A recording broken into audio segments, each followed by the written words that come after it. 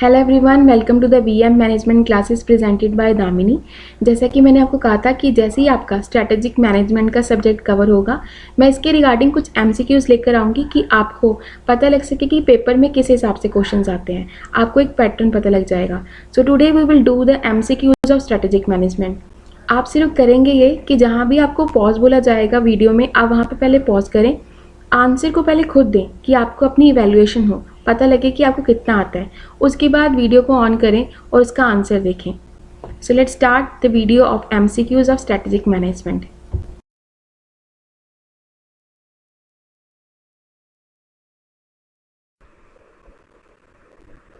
Question 1, match the following, list 1, list 2।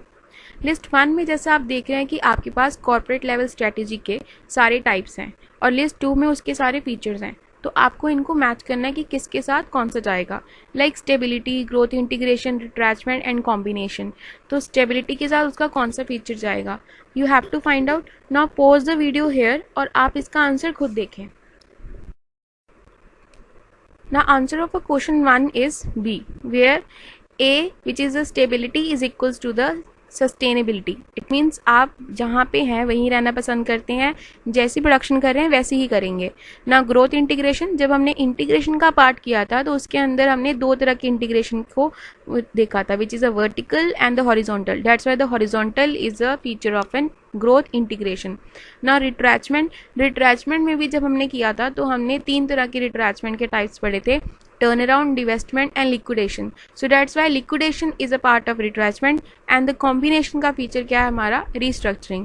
तो इसीलिए हमारा जो आंसर है that is the option B, A1, B2, C3 and D4। Question 2 is franchisee organization is an example of dash vertical marketing system। It means कि franchisee organization या franchisee जो हम लेते हैं वो किस marketing में आती है, किस vertical marketing system में आती है। So it's an corporate, administrated, contractual and corporation। तो इसको यहाँ पे आप पॉज करें और इसका आंसर आप खुद देखें। Answer of the question 2 is contractual, because franchisee organization हमारी कॉन्ट्रैक्ट के अंदर आती है जो एक पर्टिकुलर टाइम पीरियड के लिए होती है, उसके बाद ये वाइंड अप हो जाती है। So it's a franchisee comes in a contractual one. Now question 3 is what describe the market, product, technology areas of businesses। It means कि मार्केट, प्रोडक्ट और टेक्नोलॉजी के एरियाज को इन जो आपको ऑप्शन दिए हैं इनमें से कौन उसको कवर अप करता है। इन तीनों को कौन सा ऐसा पॉइंट है जो कवर करेगा, क्या वो बीसीजी है, जीएन है, 9/7 फ्रेमवर्क है या कंपनी मिशन है। Now pause the video here और इसका आंसर आप खुद देखें। Now answer of an question 3 is company's mission. BCG matrix क्यों नहीं है, क्योंकि बीसीजी मैट्रिक्स में हमने पढ़ा था star, question mark, cash cow and dog, which represent the कि हम मार्केट की ग्रोथ कितनी है, मार्केट के शेयर कितने हैं। Didn't talk about the technology and the product one. GE9 matrix में हमने क्या पढ़ा था कि हमें पता लगे कि हमने कहाँ इन्वेस्टमेंट करनी है, जिसके बारे में हम ग्रोथ और हम इसमें होल्ड या हार्वेस्ट की बात करते हैं। 7S फ्रेमवर्क में हम 7S की बात करते हैं, which is a structure, system and so ons. तो इसके अंदर कहीं भी मार्केट, प्रोडक्ट और टेक्नोलॉजी की बात नहीं होती। कंपनी मिशन एक ऐसा पॉइंट है जिसके अंदर हम मार्केट, प्रोडक्ट और टेक्नोलॉजी तीनों के बारे में सोचते हैं और इनके रिगार्डिंग हम इनके ऑब्जेक्टिव्स को बनाते हैं और अचीव करने की कोशिश करते हैं। Question 4, which business unit generate sustainable cash surpluses due to low industry growth rate and high profit share. अब यहाँ पे आप देख सकते हैं कि इन्होंने हमसे बिजनेस यूनिट जनरेट, मतलब जब बीसीजी की बात ही कर रहे हैं।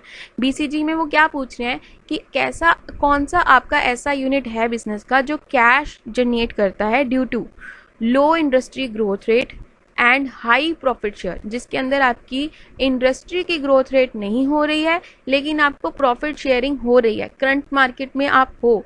तो इन ऑप्शंस में से कौन सा होगा, विच is a dog, cash cow, question mark, star. Now pause the video और इसका आंसर आप खुद ढूंढें। Answer of a question 4 is cash cow, because cash cow एक ऐसा ऑप्शन है जहाँ पे आपकी ग्रोथ होनी बंद हो जाती है और आपके लेकिन प्रॉफिट चल रहे होते हैं, आप मार्केट में होते हो, प्रेजेंटली आप सेल्स कर रहे हो लेकिन आपकी ग्रोथ नहीं हो रही। That is a maturity point of a product life cycle. जब आप बीसीजी की वीडियो देखेंगे तो आपको खुद ब खुद समझ आ जाएगा।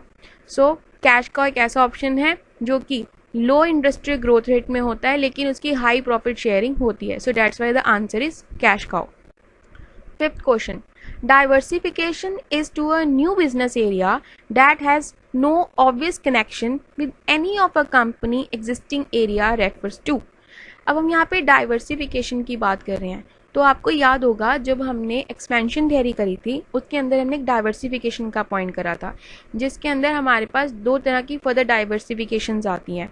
सो ये यहाँ पे क्या पूछ रहे हैं. So diversification is a new business area. एक न्यू बिजनेस एरिया में हम जनरेट कर रहे हैं, जा रहे हैं, that has no obvious connection with any of the company existing area. और उस मतलब बिजनेस का पुराने बिजनेस के साथ कोई भी लेन देन नहीं है, आप बिल्कुल नया कर रहे हैं. तो वो कौन सा हो सकता है? Forward integration, backward integration, concentric diversification और the conglomerate. Now pause the here the video और इसका आंसर आप खुद देखें. Answer of a question 5 is conglomerate. क्योंकि इंटीग्रेशन और इंटीग्रेशन वाला पार्ट तो इंटीग्रेशन का है, that is not a part of diversification.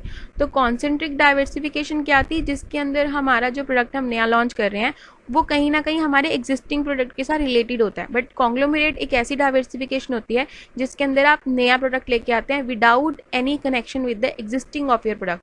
तो इन्होंने यही पूछा था कि कौन सा ऐसा आप मतलब बिजनेस यूनिट होगा कि आप जो प्रोडक्ट बना रहे हैं वो आपके एग्जिस्टिंग एरिया के साथ बिल्कुल मैच नहीं करता हो. तो that is a conglomerate.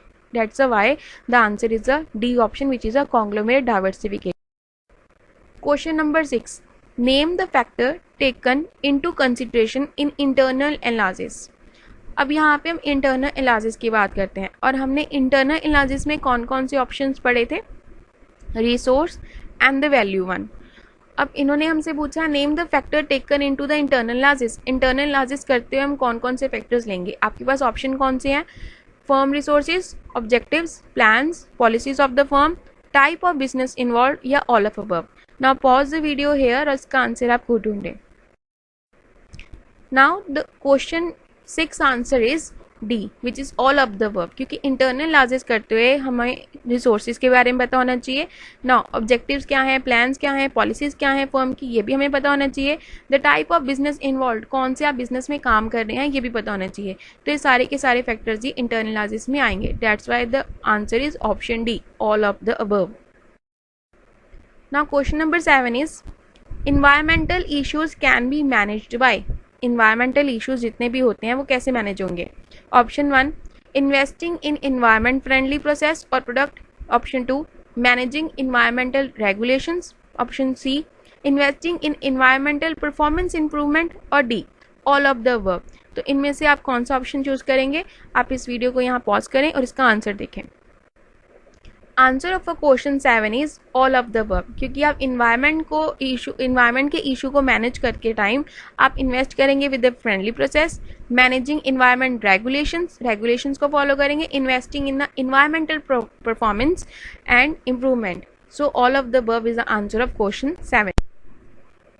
Now question 8 is corporate social responsibilities is looked as a organized network of making long economic and social relationship of a corporate with the society, but the businesses of which type as mentioned below cannot afford for it at a first instant. It means जब आप उसे चला रहे हैं अपने business को तब ऐसे कौन सा बिजनेस है जो कॉर्पोरेट सोशल रिस्पॉन्सिबिलिटीज़ को कैरी नहीं कर सकता?